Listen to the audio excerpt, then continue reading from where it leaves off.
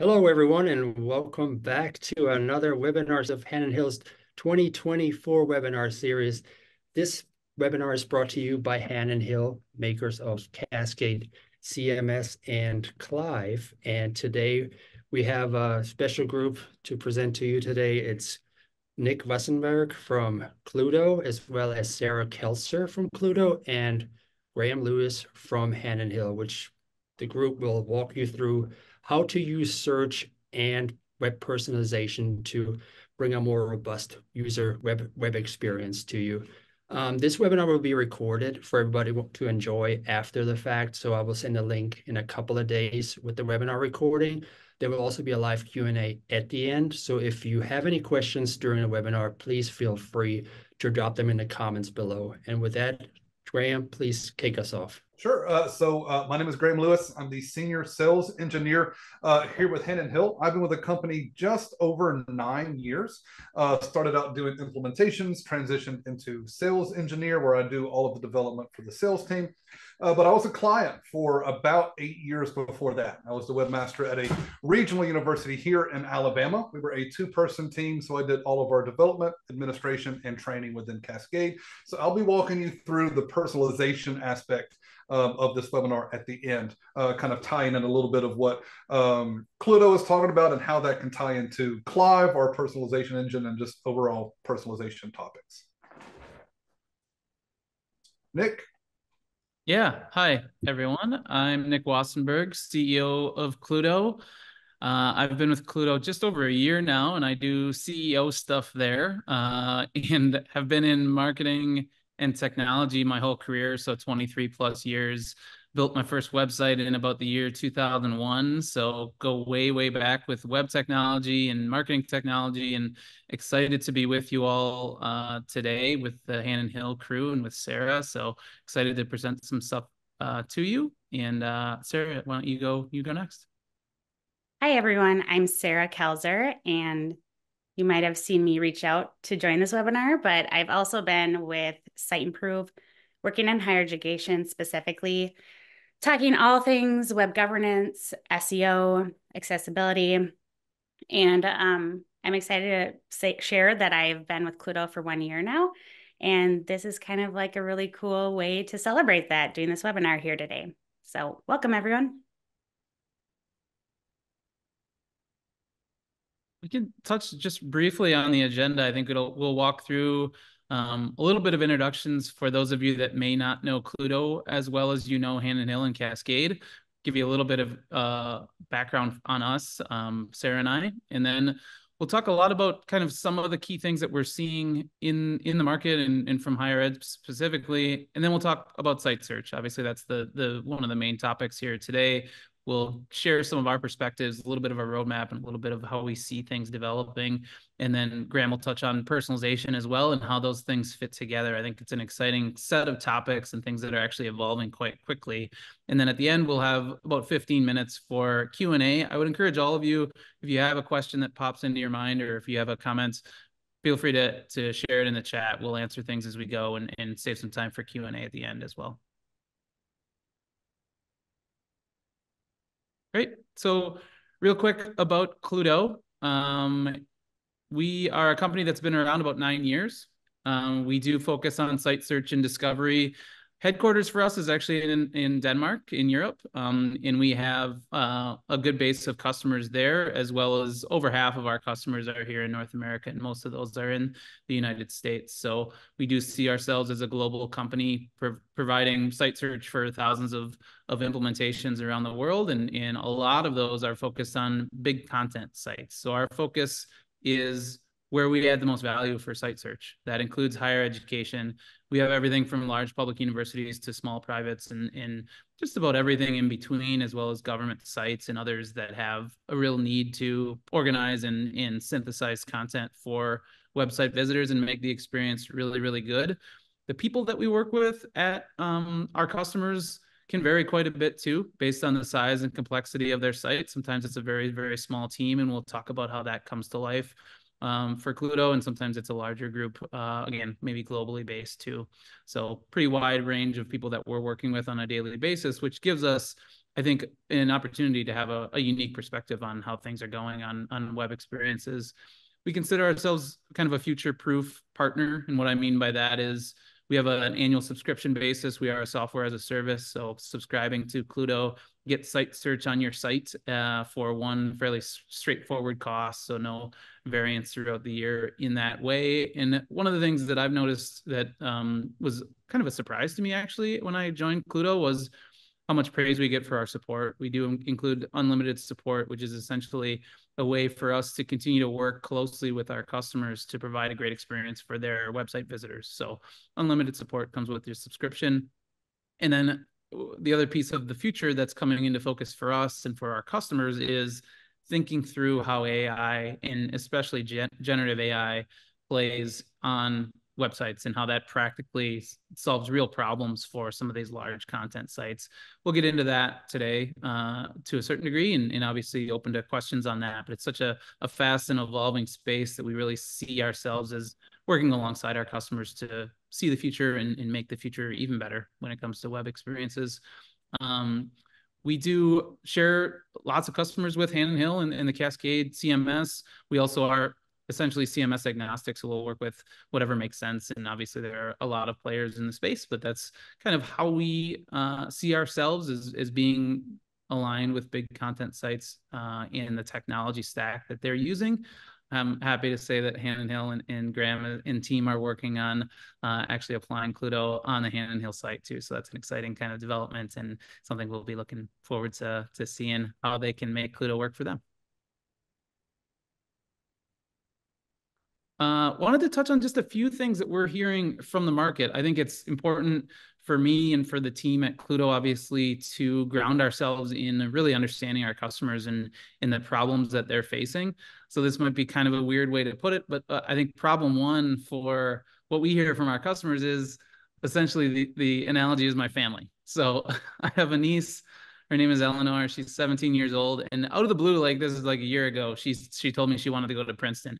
Nobody in my family has Ivy League roots. We're not like Ivy League blue blood people. We're from the Midwest and kind of came out of the blue, but now she's got her mind set on that. And so she is a high performing student, has a lot of extracurriculars. She's in the marching band on the right side there, and apparently wants to go to Princeton. That's her plan as of today. Then I have a nephew, Ian, who lives in Michigan, and he is kind of all over the place, as a lot of teenagers are. That's okay. He's leaning towards Kalamazoo Valley Community College, but that's as of yesterday. If I asked him today, he may have a different answer. So he's kind of all over the place. That's okay. They have parents that are a mix of educators and salespeople, and some are in manufacturing. Their families are very Midwestern and tight-knit. So obviously parents have a strong voice in terms of what their future holds and how they're shaping them to go to the next level in terms of their education. What I mean by this and why I bring this up is I think it's something that we all face every day as we think about higher ed websites. And it is the different types of audiences. You've got parents, you've got students, you've got prospective students, you've got alumni, you've got other types of donors, you've got faculty, you've got staff, and on and on. We all know this.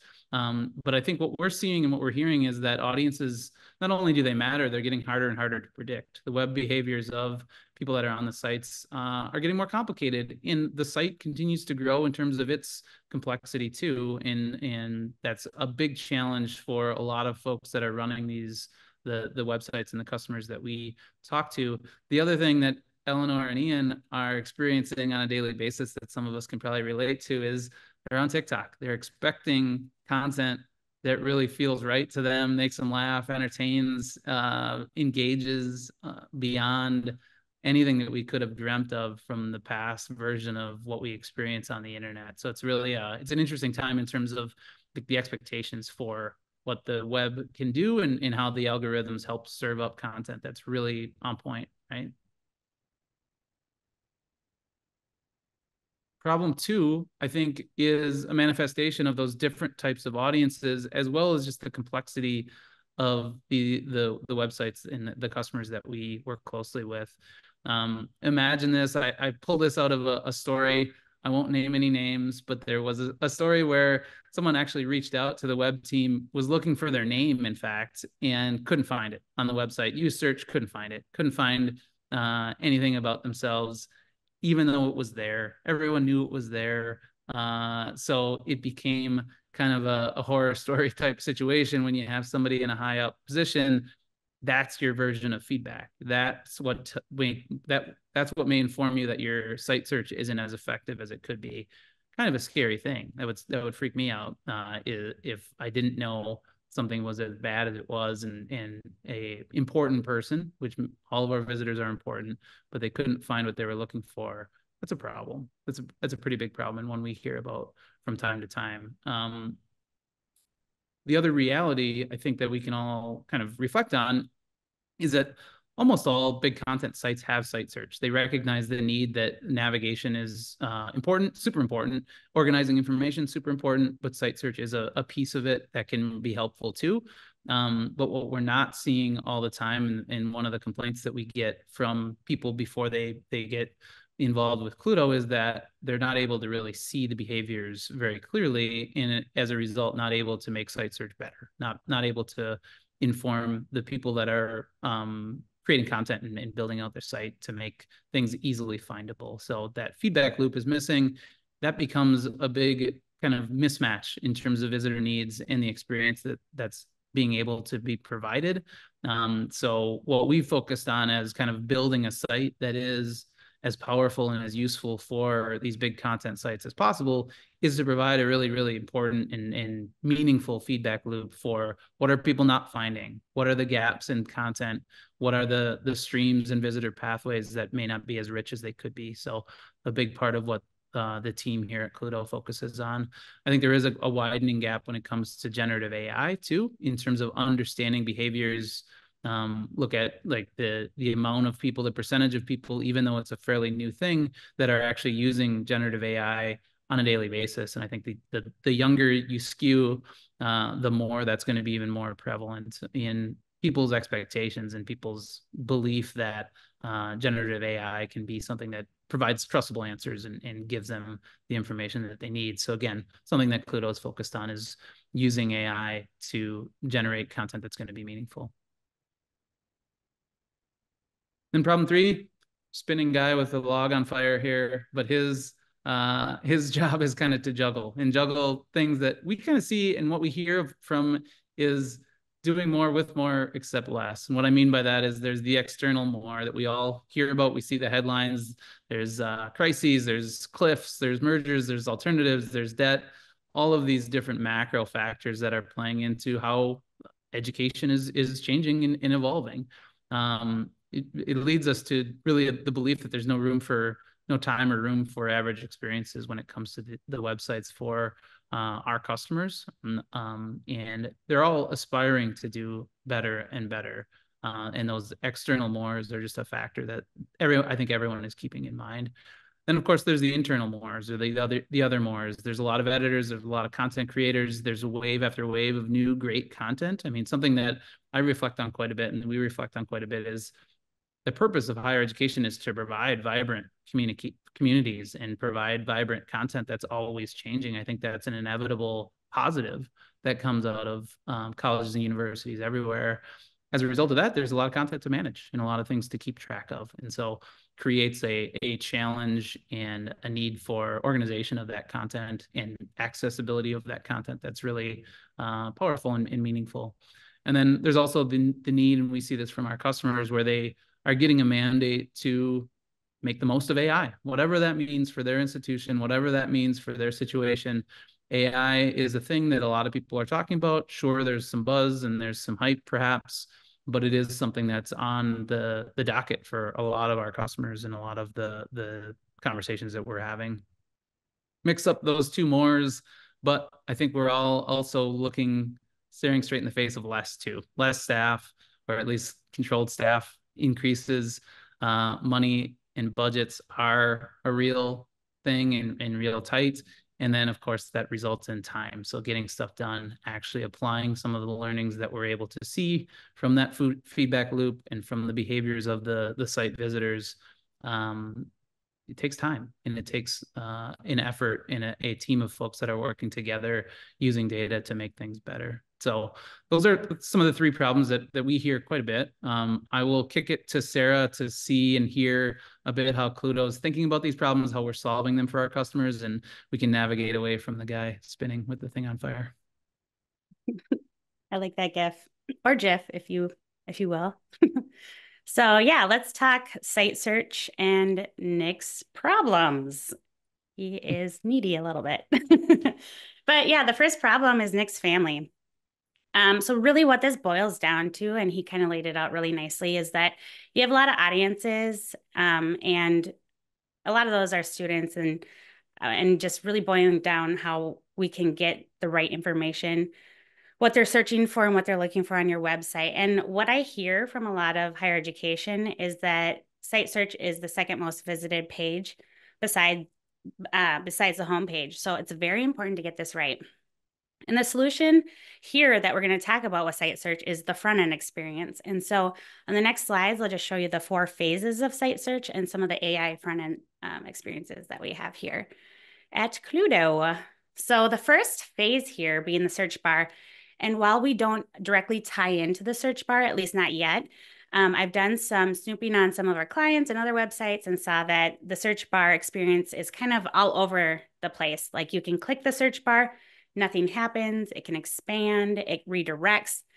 I'm partial to the Cluedo experience that I'm showing here. It's an overlay, and down below it provides what we call a pre-filtered search. So if you click on these topics, it will bring you to a search page that has already filtered out that topic of information. So there's ways that you can kind of zhuzh up this search bar experience. But I also really like our St. Pete's Clearwater website. And I must forewarn you, if you start looking at St. Pete's Clearwater website, you might want to go on a trip. But they have a great search bar experience where you click on the search bar and it actually has direct links for common questions and searches. So they have, in layman's terms, best beaches in the St. Pete's area. And you could do the same thing for common questions or searches for your students. Get them to the right information quickly.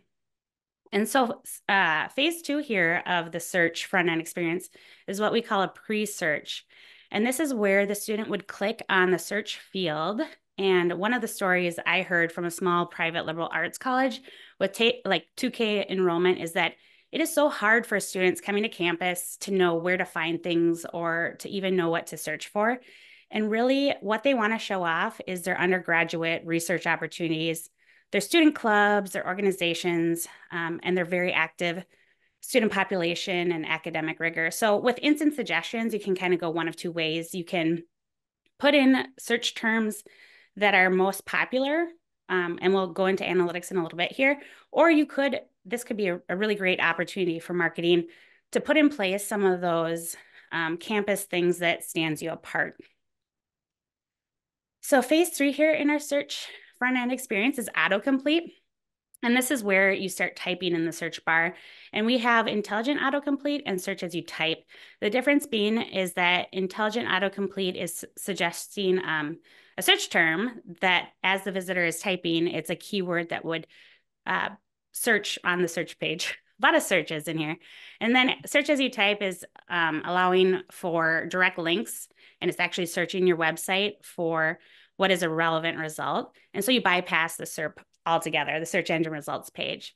And so one of the aha moments that a lot of clients or prospective clients are looking at Cluedo and seeing is when I show our client University of West Georgia's custom search as you type, and they've actually customized the search as you type into categories: people, departments, and sites. So as people are searching, they're able to find the information that's most relevant to what they're looking for. And our CampStrip client also includes images in your search as they type. So it's pretty unique and you can get pretty fancy with it.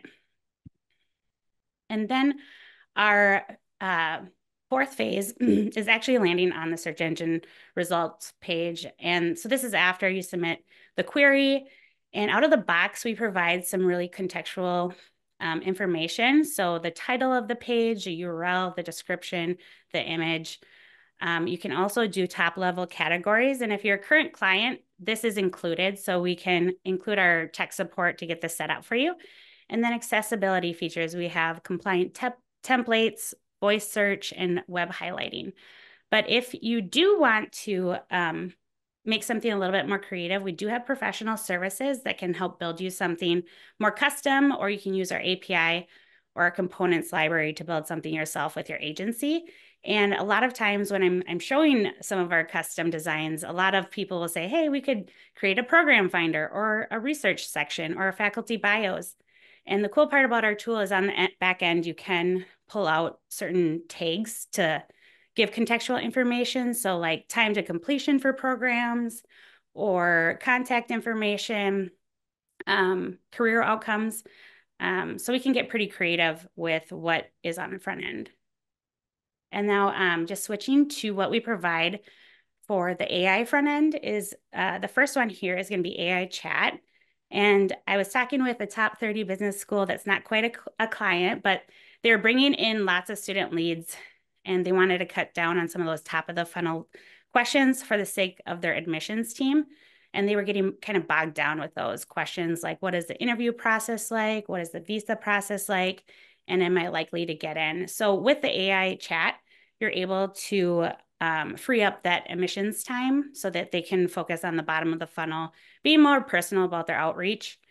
And other ideas for AI chat is that you can do like admissions chat, you can do IT knowledge chat, career paths, and on the right-hand side of your chat, you're able to customize it with some shortcuts is what we call them. So resources people are looking for, you can put them right there.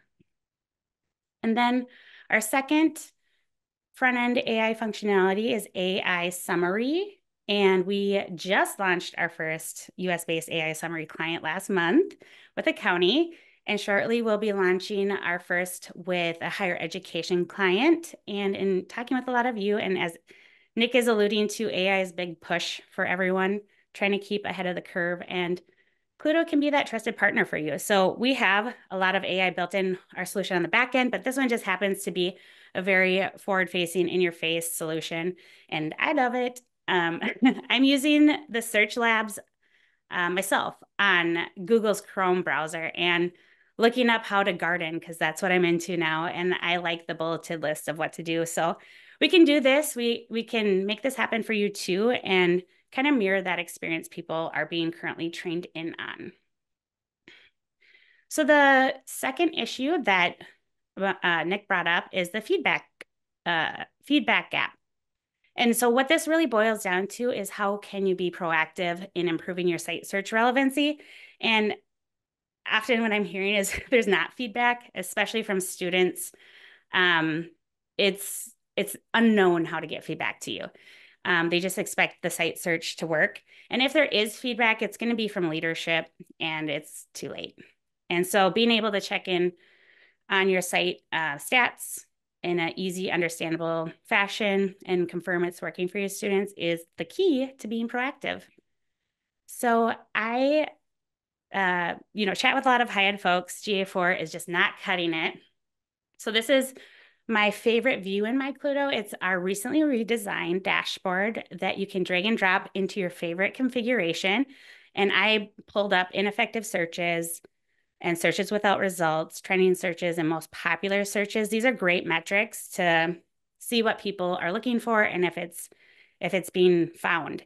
And we actually have a large online university that was able to use these search trends and see that something was ineffective related to a degree, specifically a finance degree. And they were able to put together a business case to launch that program, and since have launched that program. So yay.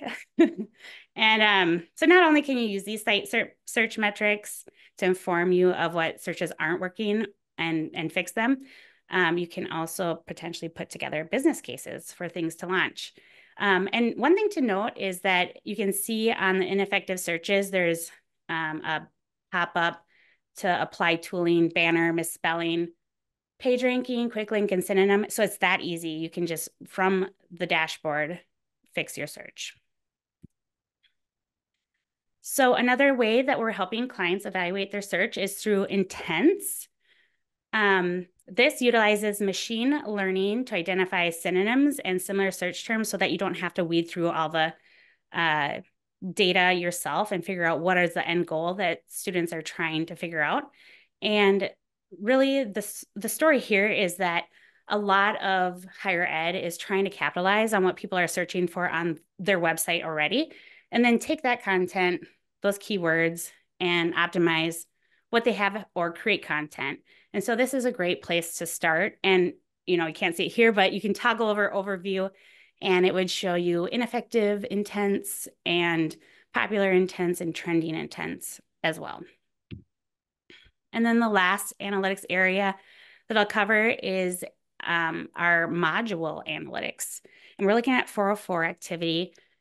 And what we offer here is called an intelligent 404, and our client Boise State set this up. And it just, if you get to a dead page, it would, look at the URL and suggest other pages that you might try to get to. And so this 404 activity, you can click into those dead links and see where they were referred from. And our client Boise State actually was able to get that information over to faculty when people were going to a dead link linked within a syllabus. And so then the last problem that we'll just address here with the do more with more except less, really what we can do is just make site search easy to maintain. And we do that with simple tools and also actionable recommendations. And my two favorite tools here are going to be quick links and banners. And quick link being the first, it's a redirect when somebody searches for a keyword. And then rather than being brought to a search page, you are redirected. So with quick links specifically, I know I talked to an agency at Hyatt Web and they were like, this is great. Everyone asks for this. We usually have to build out something like a JavaScript redirect, and it's manual and it's code. And they just love the idea of having a simple interface like Cluedo's to be able to hand it to their clients and have them set it up themselves. And really where you would use this is if you have keywords that have a high click-through rate, meaning people are just trying to get to a page, you can set up a quick link. And I've seen it where they have it set up for visit or tour, contact us, directions, dining services, bookstore, student portals. So yeah, just improving the user experience, getting them to where they need to go. And then the second tool I really love is banners. And this can be if you have a chancellor that wants something promoted right away. If you have a visit campus priority, you can set up a banner. And our banners actually are time scheduled, so you can start and end it at certain times. But you can also add in different phrases and keywords, and then make sure that people can see this. So one of the cooler configurations I saw was a university using a banner for prospective students if they were searching for a degree they did not offer. Then this banner would pop up and let them know, hey, this is something we don't offer. Here you can go to our program finder. It's also kind of just helping up the admissions teams with those top of the funnel leads and making sure that, the students that maybe aren't looking for that degree, they are informed that you maybe don't have it. And then the last one, and possibly the most helpful tool for higher ed friends, is our actionable recommendations. It's combining all the tools, the search queries, the click-through rate, the tools available in Cluedo, HTTP status, and user activity, and lets you know if you need to add synonyms or fix a broken link in a banner, adjust the page rankings, create content, and or even delete out users because of inactivity. So it's just giving you a quick glance at what you should work on if you only have a limited amount of time. And they can be weekly email reports, or it could be you just log in and take a look. So with all of that, that's kind of a quick run through for our site search, but I'll pass it now over to Graham, who has some extra magical solutions for personalization. Awesome. Thank you. So what we're going to do in this section is talk about content personalization, why it's important, how you can kind of tie in the problems that Nick and Sarah were both talking about, kind of tie those in, utilizing personalization and your search to kind of solve those problems. And then at the end, we'll have time for some questions. So Sarah, if you'll go to the next slide. I like to start off with a quote. I love this. Well, not really a quote, more of a statistic, but 94% of organizations experience a rise in conversion rates after personalizing their websites. We all know that personalization is basically where things are going. Everybody expects the website basically to just kind of give them the information they're looking for, which is why most people utilize the search very quickly. They know that the search is going to provide that information for them. Services like Cluedo, especially the quick links, is one of my favorite parts of Cluedo and kind of our implementation with not only our demo site, but our Hannon Hill main site, is the ability to say what someone searches for and just automatically direct them to the page where we know that answer is going to be. But if we go to the next slide. So why is personalizing or tailoring your content, why is it important? What is it going to accomplish? So it's going to give you a better user experience. If somebody comes to your website, they're looking for something specific. The more personal you can make your website, the more personalized you can make the content, the better their experience is going to be. Being able to provide information to them quicker, without them having to hunt for it. It's going to help recruitment efforts, by personalizing the experience, especially to prospective students, being able to look at their location and personalize something as simple as, are they an out-of-state student? Something as simple as looking at their search terms and noticing some similarities with your specific content, being able to segment those people out based on things that they're searching for, based on pages that they're viewing. It's going to help you retain students. It's also going to help you retain faculty and staff by, again, making the experience better for them. You can personalize experiences not only for your external visitors, but your internal visitors. Understanding what they're looking for as well is going to be just as important as your prospective students. It's going to help you boost fundraising and alumni engagement. One of the things that we'll talk about in a few slides is one of the problems that Nick said for his niece wanting to go to Princeton. We can approach this also from an alumni standpoint. We send emails out to our alumni that link you to your website. Capture that. Know that they're coming from that email, and then start personalizing the experience based on the fact that we know that they're an alumni member. We're going to try and engage them. And then it's just going to give you a competitive advantage. If a student comes to your website and they can more easily find the information they're looking for and not have to hunt, they're just going to have a better experience. And I bet if they have a better experience on your website, they're probably going to feel like they're going to have a better experience on your campus. It's just going to basically give them an overall better experience of you. If you can go to the next slide. So these are the two different types of personalization that we're going to talk about as we go through. So we've got implicit personalization, which is going to be the search aspect, and then just more, as the website visitor is interacting, and then explicit, where someone is filling out a form or just really explicitly giving you some information. So if you go to the next slide, let's break down implicit personalization. So it's going to use data gathered from just the user's actions. Things like browsing history, the time that they spent on a certain page, if they're coming back to your website, if they're a returning visitor. It's going to be passively gathering the data, so it's not going to be intrusive. They're not going to feel uncomfortable on your website. It's basically going to, as they click around, Clive, which is our personalization tool, is just going to learn that. So it's also going to allow you to build a user profile.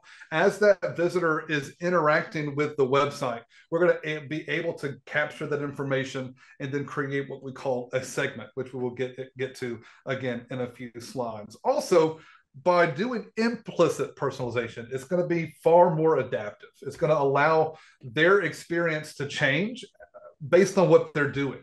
So say they go to a departmental page based on something like art. You're going to start seeing things based on art. But if they shift and maybe pivot and go to education, then they're going to start seeing things based on education. So it's going to really tailor the website based on what they're looking at that point, as opposed to being stuck to something that they may have submitted in a form. So again, it's just going to be more adaptive. And like I said in the beginning, it's just going to be a little bit less obtrusive. It's not going to be right in their face, filling out a form. A lot of people are kind of hesitant to fill out forms and give you that kind of information. So implicit personalization makes it significantly easier. So if we can go to the next slide. So here's an example. A university website that suggests content to a visitor based on their search history. This is exactly what we're talking about with Clued Up. So if you go to the next slide, the page on the left is before. This is just if they've gone to the admissions page. Just basically a welcome message and then just their overall content. If you look at the screenshot on the right, this is after they searched for something like scholarships or financial aid. We have a smart content blurb in Clive that says, don't let financial barriers hold you back from achieving your academic goals. They've not done anything other than just simply search. We're able to modify the content on the website simply based on what they're searching. Again, the good thing about Clive is it seamlessly blends the smart content in with your web content. You can't tell a difference. You don't know that it's smart content. You don't know that it's personalized, but you know that it's the information that you're looking for, which should be the ultimate goal. So if we go to the next slide. So now we have explicit personalization. Again, what I talked about before, this is when you're filling out a form and providing information. It's more controlled by the user. So the user has control of what the data they are providing simply because they are providing that data for you. It's a little bit more stable. It's not going to flow. It's not going to fluctuate based on what they're doing. It's simply coming from a form. And it's just going to give you a higher accuracy. Again, they're providing that data, which means it's exactly what they're looking for. But again, you don't have the flexibility of them maybe changing their mind. So if we go to the next slide, we've got another example, but this time for explicit personalization. So this is a university website that updates content based on how a visitor filled in a preview day form. So if you go to the next slide, which is a screenshot like before, on the left, we have a call out that is asking the website visitor to fill out a form for preview day. The call out itself is managed in Clive, as well as the form on the page that they're taken to. On the right, notice that the content on that call to action has changed. Instead of asking you to sign up for preview day, it says, don't forget your application deadline is approaching. It knows based on you filling in the form that you are a prospective student. There's no need to ask visitors to sign up for something that they've already signed up for. So by utilizing smart content and Clive, we're able to look at that form. I can see that they filled it out. I know based on how they filled it out, what type of visitor they are. Then I can use Clive to personalize their experience based on that. Next slide, please, ma'am. So now we're into user segments. So personalizing the content based on individual items is one thing. Some people don't fit into just one thing. So what we can do with Clive is create segments. And a user segment combines multiple actions into one specific funnel. So it's fundamental. It's a fundamental aspect of personalizing web content effectively. It's going to give you an enhanced relevance. So that targeted content, by segmenting your users, organizations can tailor content that resonates with their interests, needs, and challenges. And this is going to give you a better user experience. So they're more likely to engage with content that feels designed to them, as opposed to just simply generic content. And it's going to allow you to be slightly more strategic in your messaging.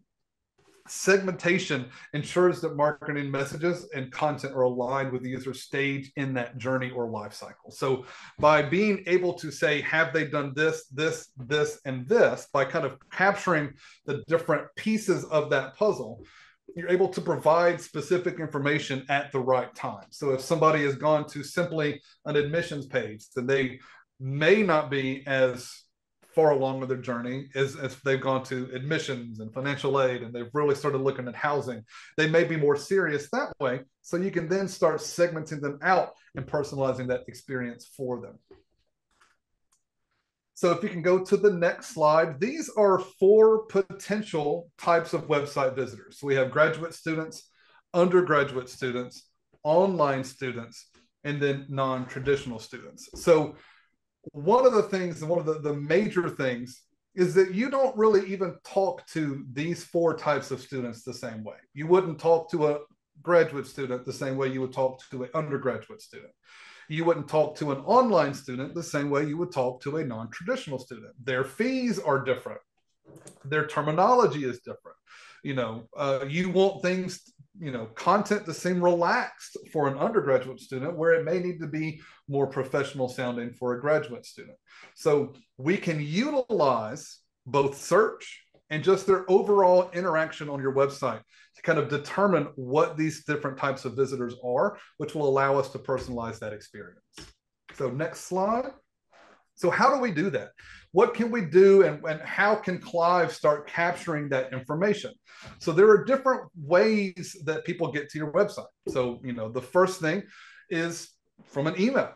If someone clicks an email, that's going to pull them into your website. We can capture the URL that email took them to. As they search your website, that's going to really dictate. People really get specific with their searches. So we can kind of pick and choose what they're searching for and how that's going to determine the content that they're going to start receiving.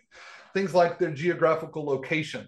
Again, like I mentioned before, an online student or an out-of-state student. All of those different pieces are different pieces of the puzzle that's going to help you understand the type of content that your visitor needs. Next slide. So this is kind of still into the segment, but here's how we create the segment. So it allows you to put all of the different pieces into that puzzle. So we can do explicit attributes, how they filled in the form. Did they complete the form? What's their geographical location? Did they visit a specific page or set of pages? The search term, which is very important. And the good thing about the way Clive tracks your search term, and which is what I like about how we set the integration up with Cluedo, is it allows you to just basically specify where the query comes up in your URL. Once you set that up within Clive, Cascade or Clive can track all of that for you. You can do when they last visited. So if they're a returning visitor, how many visits they've had, then you simply put all of those pieces together into a funnel. So you can see right here, I have a undergraduate out-of-state student because their URL matched undergraduate, and then they are outside of the state of Georgia. So next is smart content. This is where we're actually picking and customizing the content experience. It's going to enhance the relevance of the content because it's targeted. We know that they're looking for X, so we can provide that for them. And what's really nice about the way Clive does smart content, if you don't personalize it, if you just say, okay, here are 2 different versions of that content, it's going to create an A/B test for you. So you can both personalize the content, but you can also test your content, which is really, really helpful for marketing members. So next slide. Let's break down the problems as we kind of get to the end. So let's look at Eleanor. Not that Eleanor is a problem. Nick, I don't know her. We don't know what her problems are. She was in the band. That's never wrong. We know that she's interested in Princeton. So let's just pick that point as the starting. Let's say she has reached out to Princeton with an interest in attending Princeton. She gets an email from their admissions team. She clicks a link in that email. That's going to take her to the website.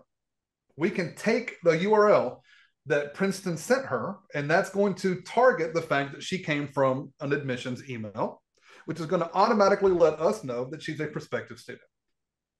Once she reaches the web page, we now know her geolocation. So we can start tailoring that content based on that she is a prospective student from the Midwest. We can then say she fills out a form. Say she starts surfing the website. Say she uses the search. We can then segment her out and get to be a little bit more specific. Again, tailoring the website content for her specifically. Let's go to the another one on problem one, the parents. A lot of times you don't talk to parents the same way that you would talk to students. Their needs are different. So one of the things that you can do with Clive is simply create something on the very beginning of your web page, right on your homepage, that asks your visitor to identify themselves. If they identify themselves as a parent, multiple regions on your website can change. You can have different quick links. You can have different content, different images. Helpful links are different for parents than they are prospective students. Again, just the goal is to tailor the content to them with as few steps as possible. And then finally, let's talk about the feedback gap. I did have a thought as Sarah was talking about this, and Nick were talking about this. I had a memory of a problem that came up that Clive could have actually solved for me like 15 years ago. I had a associate dean at my university tell me that when she clicked on a website, it took her to a page with a video of a dean from a specific college, which was education. But when she clicked on the same link, but from a different site, it still had the College of Education. And she was confused because she felt that the video would need to change based on what page she was coming to. Well, 15 years ago, 7 or 8 years ago, that wasn't possible. She also just didn't know what her homepage looked like. That was the main issue. But now with Clive, we can actually change that. We can say, okay, well, we have different featured videos, different featured images, different featured profiles based on the page that you're coming from. So if you do visit, say, your graduate office from the education area, it's going to be focused to education. So you visit the graduate office from the art department, it's going to be focused on art. We can actually use what they're using in the pages that they're viewing to personalize that experience for them. So you can see right here, kind of on my timeline, we've got that visitor. They've come to the homepage. As they're searching, again, the experience just personalizes. There's really no need to, you don't really have to have a gap in the feedback if you're just simply providing information to them. One of the things that's always stuck with me is it's easier for us in higher ed to meet the expectations of our website visitors than to make website visitors meet our expectations of them. They know what they're looking for. They don't need to know what our terminology is. They don't need to know what our hierarchy is. So bring the content to them, personalize it, make it a better experience.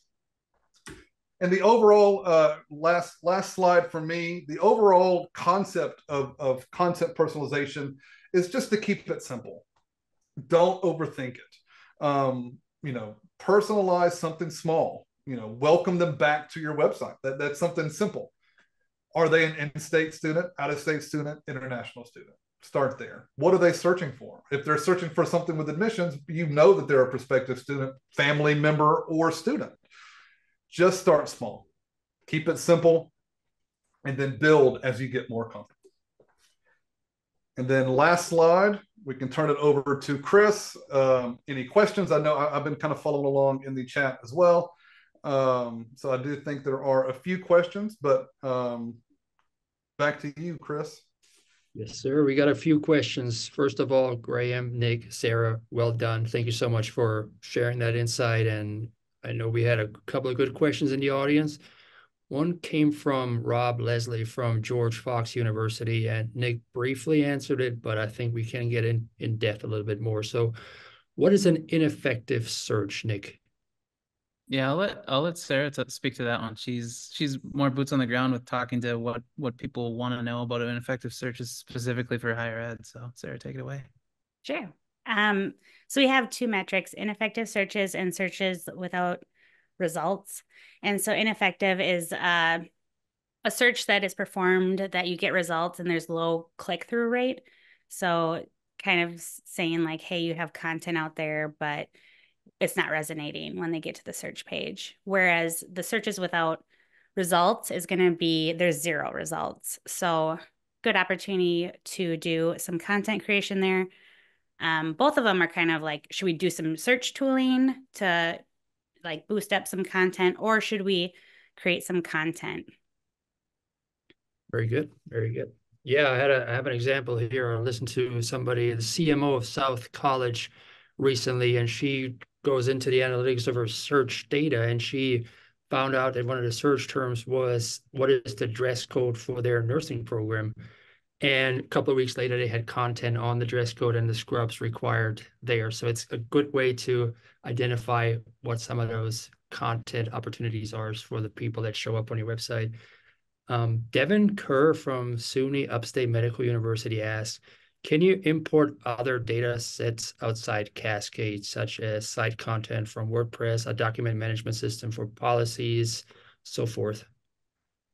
Yeah, we are CMS agnostic, and we can crawl and index content. If it's not crawlable, we could potentially index it with a URL push. So there's other ways to index besides crawling. The only thing is if you don't have it crawlable, like a program finder, for instance, then you're kind of taking away like some of the SEO in that content for Google. And then what I would say about that also is we access the content from like login protected, either with whitelisting or IP crawlers. We can also do a basic authentication with username and password. And then we can also, if you want it really secure, we have a proxy relay server we can set up. And we have been hearing more interest in blending public and private facing content. We're going to launch pretty soon with a small Christian college here, where they have public results mixed with public like student portal information. And if you're not logged in, it just kind of blurs over the description of the result. So it'll show the title, and then you need to log in to see this content. But we've also seen it where people are trying to crawl both publicly available research information and private research information, and blending those and kind of doing like a community building. So if you want to be part of that portal and get access to the login content, it kind of helps you, be part of an exclusive club, I guess. So yeah, we can definitely crawl or index other ways content that isn't on Cascade, that might live in a database or on a different tech stack. Okay, very good. Devin had one more question, a follow-up question. Are we able to separate out experiences from public search versus internal search? Yep. And so we can do that kind of like I described. And then we have a lot of clients that will want to just have our public or private like authenticated content in a like a HR portal, for instance. Like if you want to have your employees have access to certain policies, maybe they have a login and they can get access to that. So we can do that where it's just a search just for that content versus the public content. Perfect, perfect. And Kara Kraus from Baldwin Wallace University asked, do you offer a chatbot or integrate with any existing chatbots? Yep, our AI chat would be our chatbot. It's using OpenAI, at least at this point, and we're always evaluating what's the best natural language processing backend. But that is something that we've built with the prompts on the back end. And pretty soon in the next quarter, I want to say, we're going to be launching like a user interface of how you can customize the chatbot yourself versus having us implement it. So it'll be a lot more like you can make changes to it pretty quickly. So more to come on that. Okay, perfect. There's a little related question. Sorry, in the Q&A, I just followed up with Patrick Dannenhofer was asking or made a comment that he implemented a chatbot and it took a lot of load off the search. I think to Sarah's point and something we touched on a little bit, the behaviors that we see from people using site search and chat in the mix of how those behaviors are trending is actually pretty fascinating. And I think really is a reflection of the changing behaviors. So as an example, we saw when we had both more traditional site search, kind of top level navigation site search, and a chatbot experience off to the lower right, the trend was that about 75% of the people that were using either one were going to the site search, 25% were going to the chat bot. So the split was that way, and then was trending more and more towards chat. So I think people are getting perhaps more familiar with chat in some situations. So, well, our perspective from a product roadmap is give people the ability to see what those behaviors look like and provide really good experiences no matter what the form factor is, and how that brings the content on the site forward. So it is I think it's an evolving and changing space, but it's cool to see people experiment and use the data to understand behaviors even better. Nice, nice. Kara had a follow-up. With your AI chatbot, does the content get personalized from the chatbot queries in addition to site search? I think that is a future partnership roadmap item. If the VPs of tech product are listening, that's a great idea, Kara. Our chatbot is going to be an index of the content that you want to have in it. And then so you can create chatbots specific to a specific index of content. But as far as the personalization, as far as Cascade goes, that would be a very interesting idea to. Yeah, it would be. Yeah, it would be nice if there was a way. Just kind of thinking out loud. If there was a way to, as you click a link or whatever from the information that was provided, it could then populate the URL, and then we could grab that URL data and then kind of personalize that way. But definitely, wink, wink to any of the powers that be that may be on the call. That could be a good next step. Perfect, perfect. Let's say somebody got inspired to get into this a little bit more and wants to up their game in search or personalization. What advice would you give them to get started to explore the advanced search or personalization solutions out there? Well, here's our contact information. So you can get started by reaching out to myself and Nick. We were both going to be at EduWeb. Also, Graham, you're going to be there. I am, yes. Chris, are you going to be there? No, I won't be there. I'll be at AMA. Yeah. Okay. So yeah, I'll be there. Sarah will be there. We can talk there. And again, if you have interest in seeing Clive, seeing a little bit actual hands-on demo of Clive, I'm happy to do a walkthrough for anybody that is here that would like to see that. That is also CMS agnostic, though we prefer you use Cascade, but any content management system can work with Clive, just like Cluedo. Yeah. Perfect, perfect. Anything else, Nick, you want to add?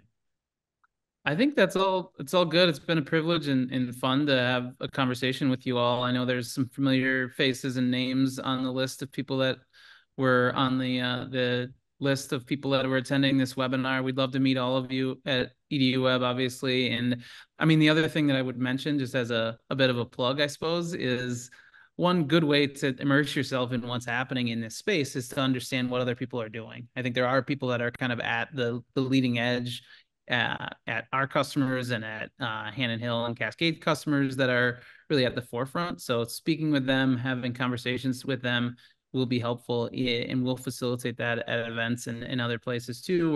We have a podcast series, and I know the Hannon Hill folks do too, sometimes using those as a launching point to learn directly from people's kind of their perspectives firsthand can be really helpful too. So check out our podcast, check out Hannon Hill's podcast, and reach out if we can make any connections happen too. Perfect, perfect. I just dropped the link for the Masters of Episode 1 with Graham Lewis into the chat, so everybody check that out. We'll see you soon. We'll have another webinar coming up on July 17th on the power of podcasting in higher ed with the folks of This Is Purdue and Q's Conversations from Syracuse University. So keep your eyes out for an invitation for that. We'd love to have you join us for our 2024 webinar summer series. It's going to be fun podcasting. And in August, we're going to have one on short form videos and how to use it for student retention. Like I said, this is recorded. I'll send out an email with the link to the recording, and we'll touch base soon. Have a good day, everyone. Bye now.